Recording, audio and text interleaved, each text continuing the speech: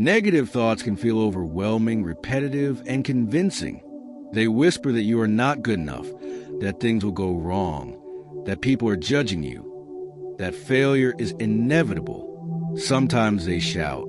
Sometimes they linger quietly in the background, shaping your mood without you even noticing. Stoicism offers a powerful framework for overcoming negative thoughts.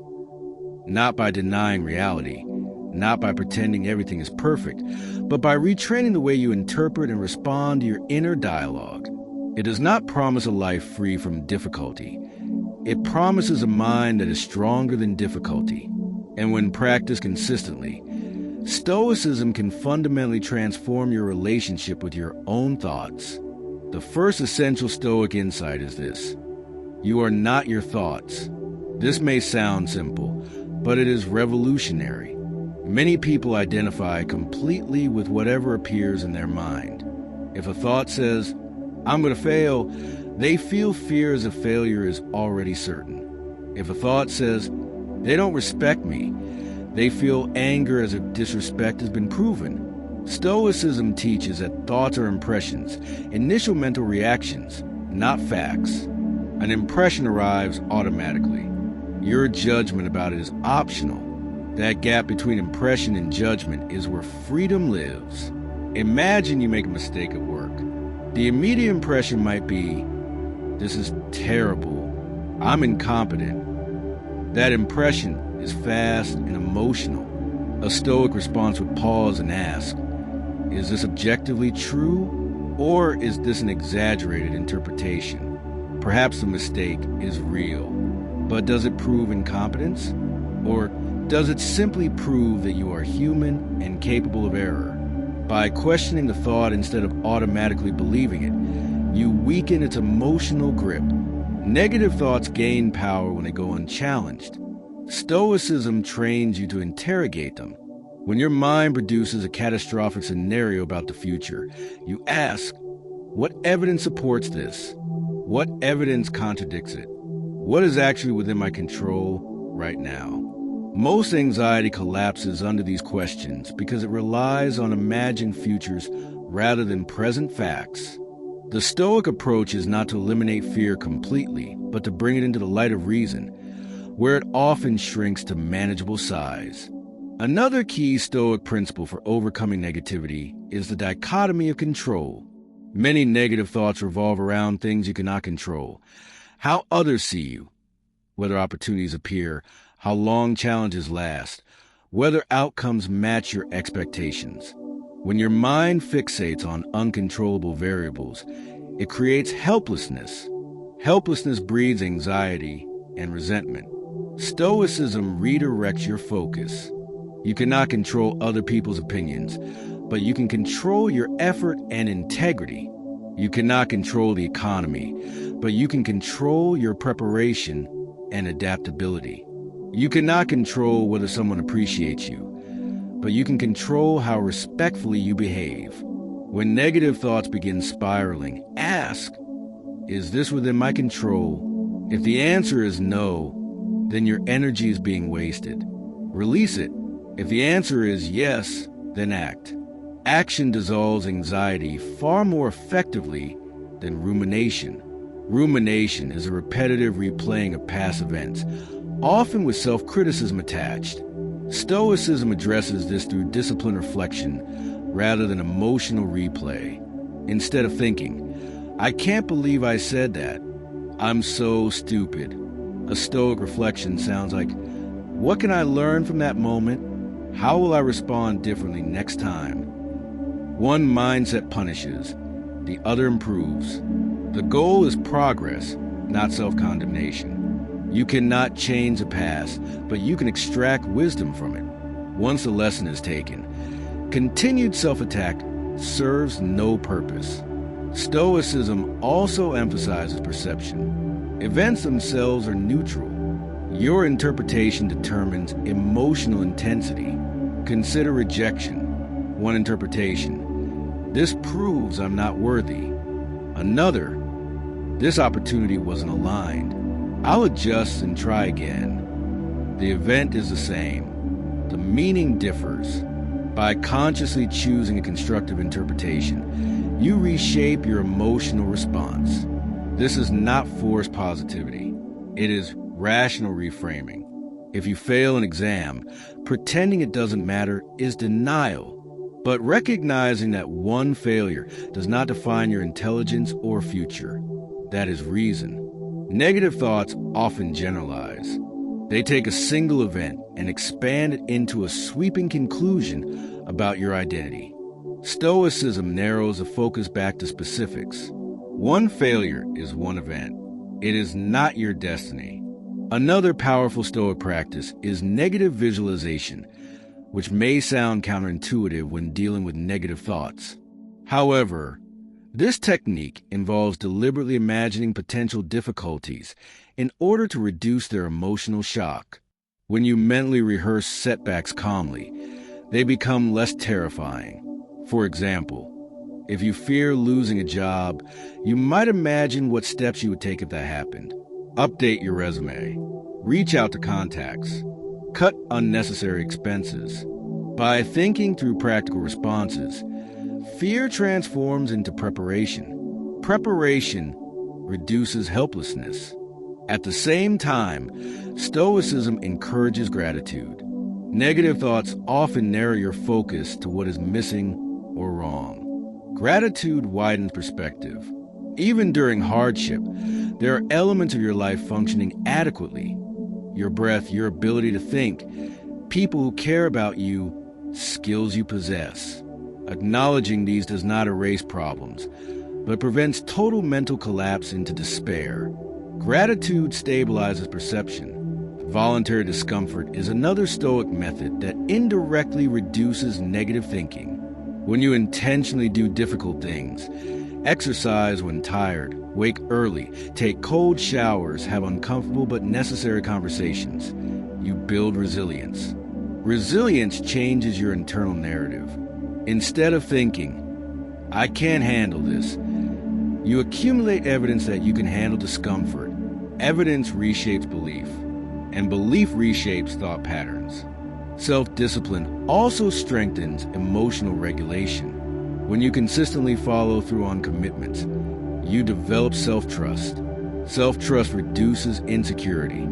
Many negative thoughts stem from doubting your own capabilities. If you repeatedly prove to yourself that you can endure, adapt, and improve, those doubts weaken. Discipline is not about punishment. It is about building confidence through action. As you continue practicing Stoicism to overcome negative thoughts, the transformation becomes less about managing individual moments and more about reshaping your entire mental framework. At first, you may only notice small victories, catching yourself mid-spiral, pausing before reacting, choosing not to engage with a self-critical narrative. But over time, those small victories accumulate into a profound internal shift. You begin to realize that negative thinking was never an unstoppable force. It was an untrained habit, and habits, once recognized, can be retrained. One of the deeper Stoic insights that strengthens this retraining is understanding the role of judgment in suffering. The Stoics believe that it is not events themselves that disturb us, but our judgments about them. This principle is subtle but powerful. If someone criticizes you, the words themselves are vibrations in the air. The suffering begins when you interpret those words as proof of inadequacy, rejection, or humiliation. Without that judgment, the emotional intensity decreases dramatically. This does not mean criticism cannot be painful, but it means pain is amplified by interpretation. When a negative thought arises, such as, "They think I'm incompetent," a Stoic approach would be to dissect it carefully. First, do I know this for certain? Second, even if someone thinks that, does it define me? Third, is there something useful I can extract from the situation? By systematically breaking down the thought, you prevent it from expanding into a sweeping conclusion about your identity. You turn emotional reaction into rational inquiry. Another crucial shift happens when you begin separating identity from performance.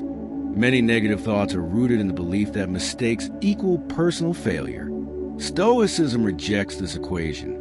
You are not your outcomes. You are your choices. If you acted with effort and integrity, then even a poor result does not diminish your character. When identity becomes anchored in virtue rather than performance, negative thoughts lose much of their power.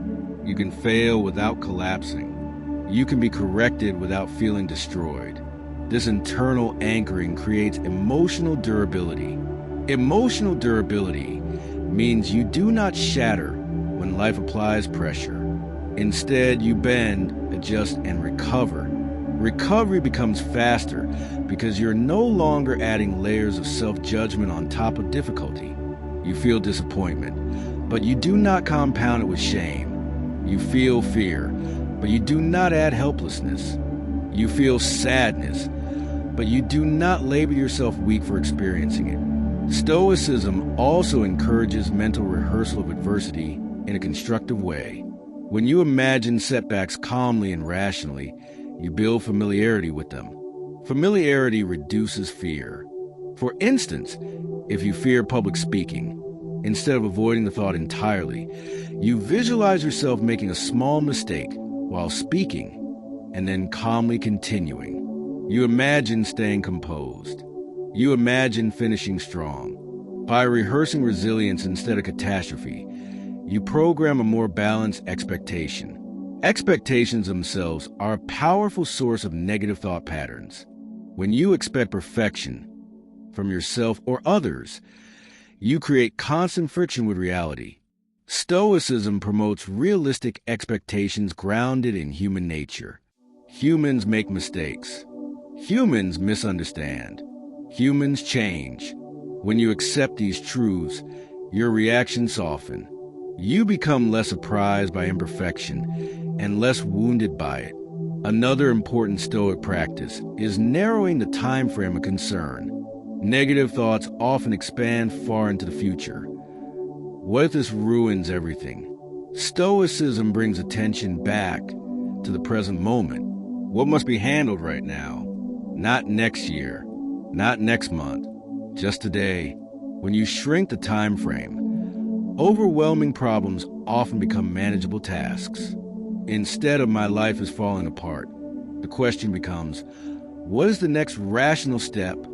That step might be small, sending an email, organizing notes, taking a walk. But small rational steps accumulate into stability. Your physical state also influences mental clarity. The Stoics understood the importance of self-care, not indulgent comfort, but disciplined maintenance. Sleep, movement, nutrition, and routine affect cognitive function. When you are exhausted or physically neglected, negative thoughts intensify. Caring for your body strengthens your ability to regulate your mind. Discipline in physical habits supports discipline in mental habits. Another advanced Stoic shift involves detaching from the need for constant emotional validation. Many negative thoughts revolve around seeking reassurance. Do they like me? Am I good enough? Stoicism reduces dependence on external affirmation. When you know you acted according to your principles, you do not require universal approval. This independence stabilizes your mood. Praise becomes pleasant but not addictive. Criticism becomes informative but not crushing. Over time, you may notice that silence becomes more comfortable. You no longer need constant distraction to escape your thoughts. Instead, you become curious about them.